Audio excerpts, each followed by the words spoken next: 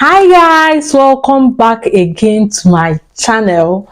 On today's video we are going to be discussing 7 ways you can maximize and increase your income as an international student here in United Kingdom. Even also it extends to dependents.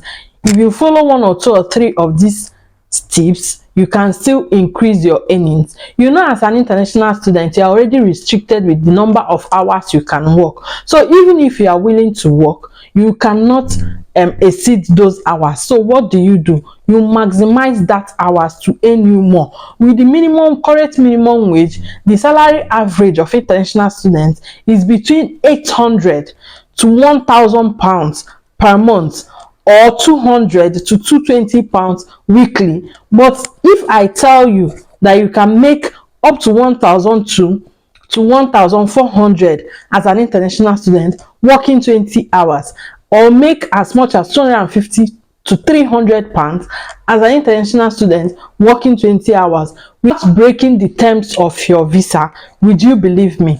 Let's dive right into this video, and I want you to watch to the very end of this video because I have a public service announcement at the end of this video. Welcome back to my channel. Adacheke here. I am very excited for the month of September, and I welcome you into this month. This is my special month. This is the month of my birthday, and this is also the month that the journey to United Kingdom started. I celebrated my birthday on the 12th of September 2022, and on the 13th of September 2023 I received the email of my offer letter into my present university, and the journey started. Anyway, we will celebrate my birthday throughout this month, and I will also try as much as possible to bring up a vlog on this channel, so keep tuned. If you are not subscribed up to this point, please, what are you waiting for? Subscribe so that you continue seeing this beautiful face and receiving a lot of tips and information concerning international students and intending international students and new immigrants here in United Kingdom. Tip number 1: avoid payment through umbrella companies. Avoid accumulation of your funds. Avoid deductions from your account like holiday deductions, pension deductions.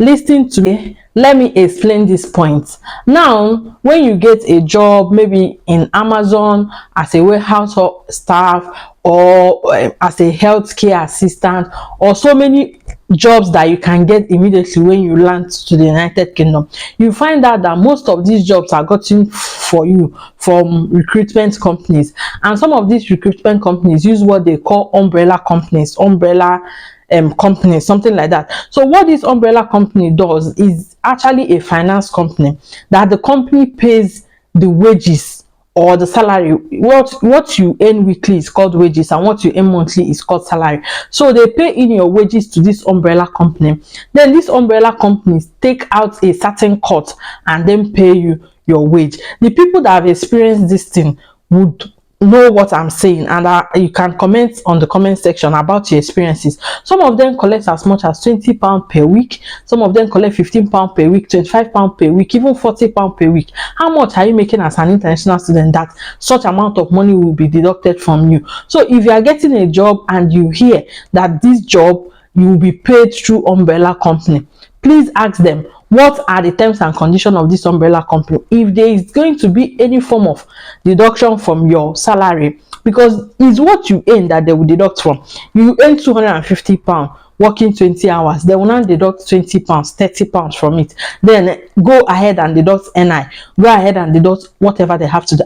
Avoid deductions. The second deduction I'm going to talk about here is what? Holiday pay. Some companies, some jobs, or some agencies do what they say they collect holiday pay. Now you are an international student, you are just coming into the country. What you are trying to do is to do what? To survive. You are not ready for all the holiday stuff and everything that comes with it. So for now, it's not time for holiday pay. It's true that they will pay you the money later, but you actually need the money now more than you need it later. So any form of holiday pay, tell them that you are not interested and they should not be deducted from your salary. The next one is pension. Yes, I know this is a delicate issue. Yes, pension is good because it's good to plan for your old age, but the 1 year that you're going to be an international student, at most the 2 years that you're going to be an international student, you not contributing to pension scheme does not mean that you will not plan for your future at the later age. It does not mean that when you get a permanent job that is more like structured, you start contributing for your pension, that it will become too late. So any form of pension deduction from Nest, from payee, from anything, any organization they are using as your pension providers, please request opt out, decline, tell them that you are not interested for pension deduction, because they can deduct as much as £24. I have experienced this one personally.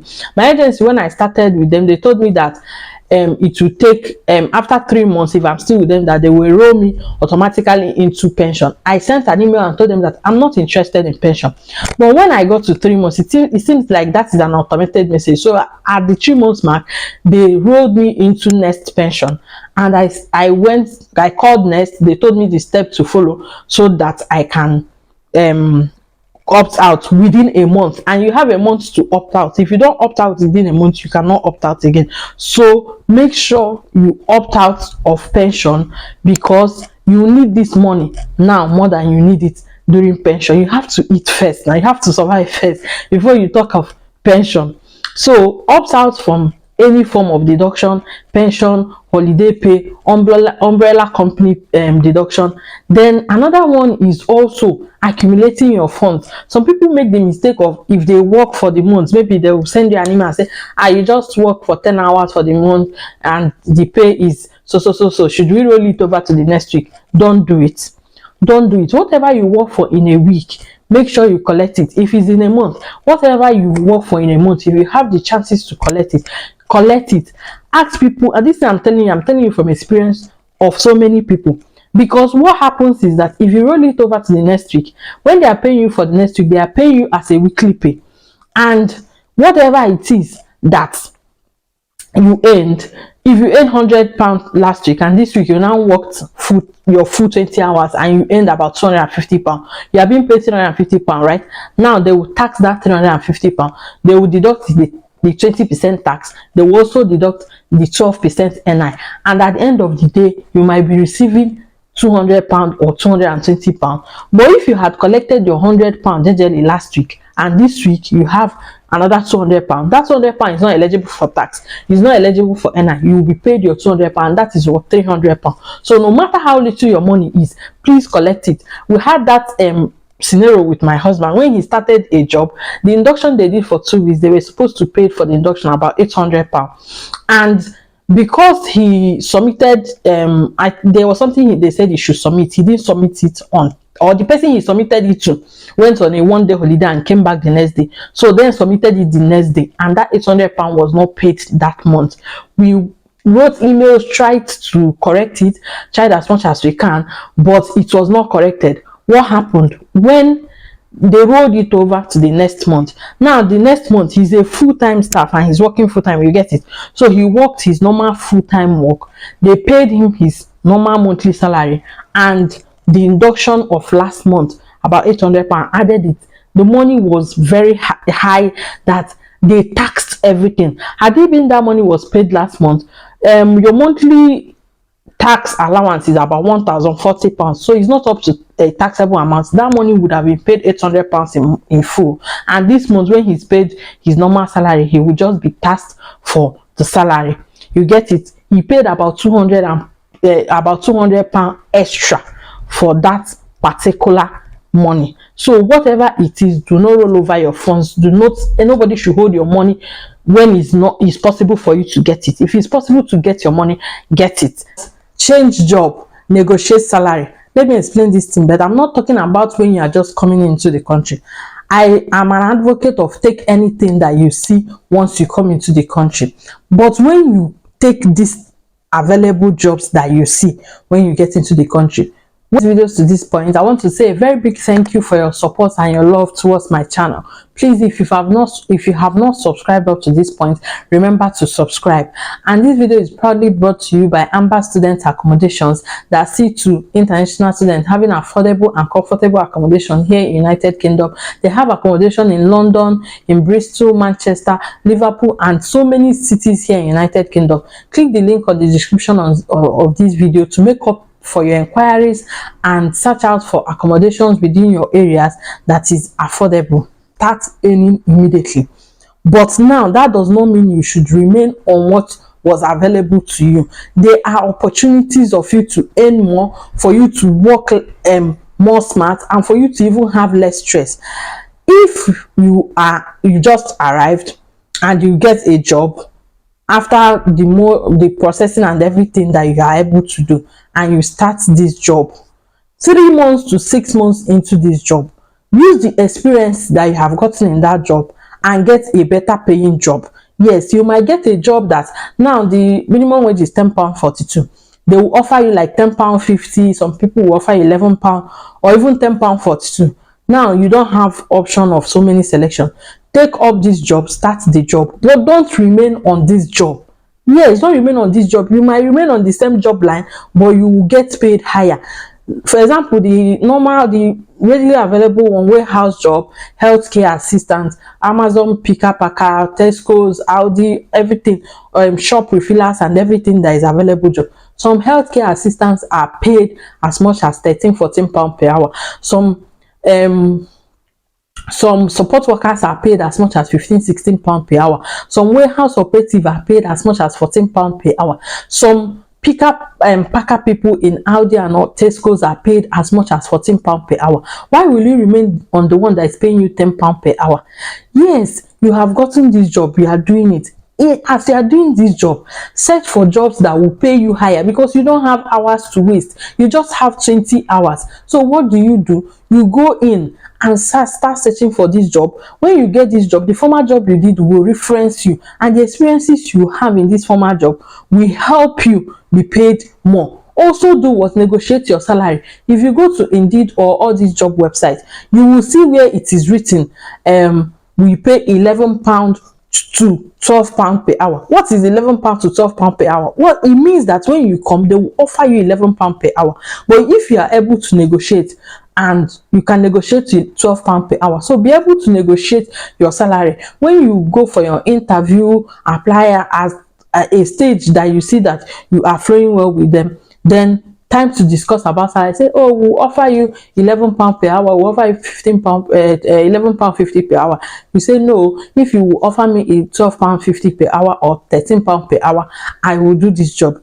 And they might look at it, and yes, they have something they have seen in you that they love to work with you. So they might agree to pay you this higher amount than just accepting. They say £11 per hour, £11 per hour. At least make an effort. You might make the effort and they say, no, we don't have budget for that, we only have budget for it. But whenever you see in Indeed that they've already put £11 to £12 or £13 per hour, they've already made budgets to pay you up to £13 per hour. They already have that budget. So it's for you to do what? Make the negotiation, talk, be able to negotiate to a higher bid for yourself, and also look for jobs that will pay you higher. Some support work, one thing I found out is that the lesser the work, the higher the money. You will take up healthcare assistance, you will be hoisting, you will be lifting, you will be pushing, you will be doing this and doing that, and somebody will take up support work and sit down there and be having conversations, just make some few meals, do one-on-one, and the person is paid £14 per hour. While you are paid £11 per hour as a healthcare assistant, you come back with back pain, you come back with tiredness, you come back with everything. And the worst part is that you cannot even increase your hours. So you're a student, with the 20 hours you have, be smart with it. Let's go to the third point. The third point is what? Register with an agency. Register with an agency, yes, because agency staffs, some agencies, and also when you are registering with an agency, register with agencies that will pay you higher. Register with an agency that will pay you higher. And also in registering with agency, register with more than one agencies. There are some agencies here in United Kingdom that we know that they pay well, something like New Cross, some people like Avil. So many of them, it depends on your location. Ask questions, interact with people, have the connections to know what is working in your location. The cocoa agency that is paying people higher. Don't You might have the other agency that doesn't pay so much, but maybe they have enough shift, but the other one that pay higher, their shift comes once in a while. Register with them. Even if they are able to give you like one shift a week, it's okay. They give you one shift a week. If it's a 12-hour shift, if it's a 10-hour shift, it's a 8-hour shift, you take it, and then with the other agency you pick another shift that will complete it, 20 pounds per hour, instead of you being in a permanent job that no matter what you do, you come on weekends, they pay the same thing. You do night shift, they pay the same thing. You do morning shift, they pay the same thing. You do public holiday, they pay the same thing.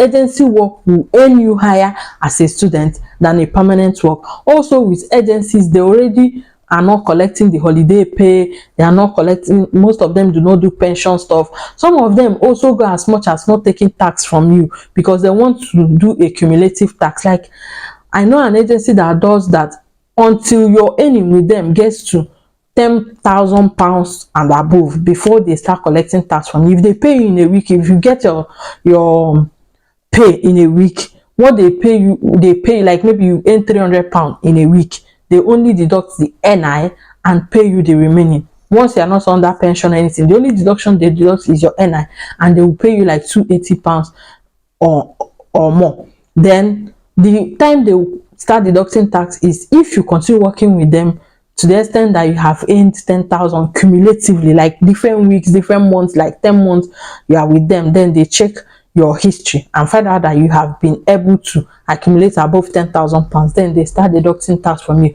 At least you have gotten to your personal allowance, which is 12,057. So, but most permanent jobs start taxing you from the very first day they pay you. So you need money as a student. So for you, if there is a possibility of you not paying this tax, then later you should grab it. It's work weekend shifts. Yes, let me take it that you have already registered with a high paying agency that pays you like about 14 to 16 pounds per hour on a normal. Now pick up weekend shifts more. Actually, as a student, you go to school Monday to Friday. Monday to Friday is the possible days that your lectures will be fixed on. Some people go to school 2 times, 3 times in a week, and some people go Monday to Friday. Now, weekends are your free days.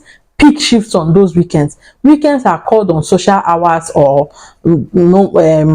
whatever it is, unusual hours, whatever they call, but they are being paid more. If you get an agency that pays you 12 pounds on weekday, it means that they will pay you 1 or 2 pounds more during weekend, especially Sundays. So pick up more of weekend shift. Work on Friday, work on Saturday, work on Sundays. These 3 days, try as much as possible to pick your shift around these 3 days. The next one is work more of night shifts. All the points I'm listing on this video, it doesn't mean you must do all of them. You can take about 3, 4, or 5 of them that works for your preference or for your situation. Work night shift if you can, considering your health situation and other things. If you can, do night shift, because what? Night shift pays more. Let me give you a scenario example. In McDonald's, in my location, I don't know about your location, they pay £10.60 between 6 o'clock in the morning till 11 o'clock in the night. From 12 o'clock in the night till 5 o'clock in the morning, they add an extra £3 to the pay. So you are getting £13.60 instead of £10.60.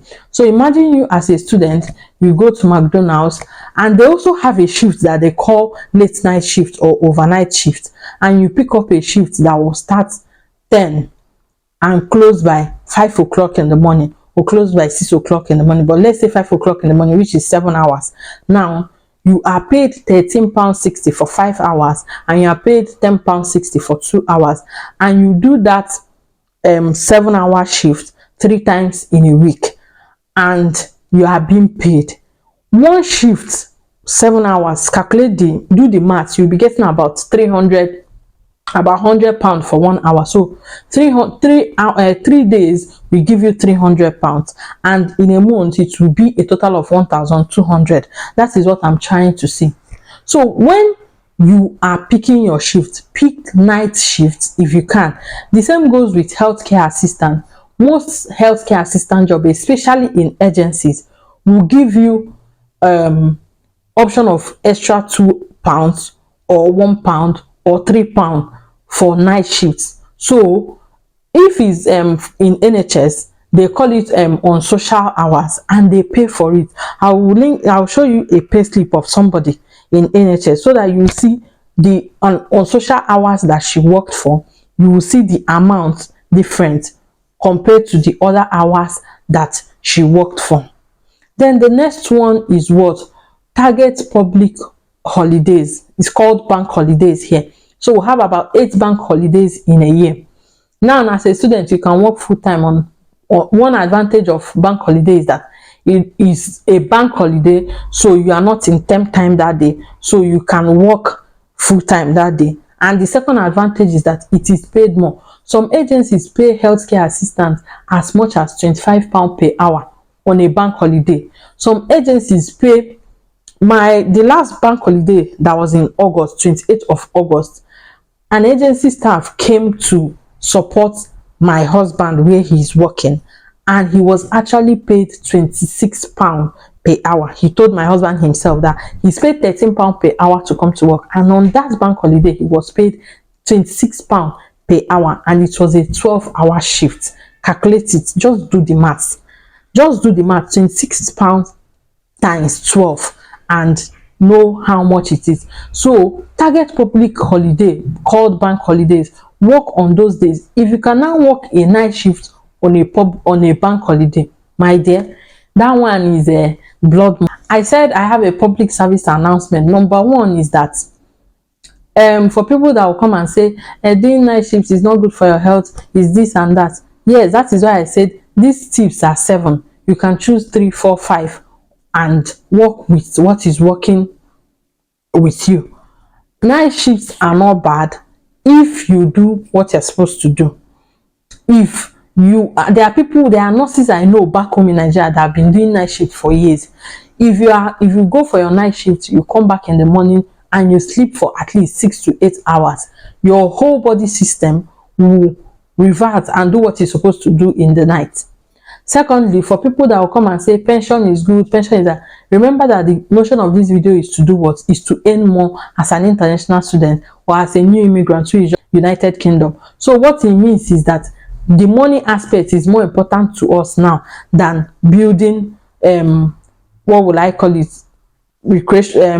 building wealth. Yes, you come to the point as a student where you get a permanent job. That is if you want to continue staying in the United Kingdom, and you go for your pension, which I also advocate for that, and you contribute towards your pension and all that. But for now, you have bills to pay. If you have watched the video that I made, that my minimal expenses as an international student here in United Kingdom, I spent £650 only me. That was before my husband joined me.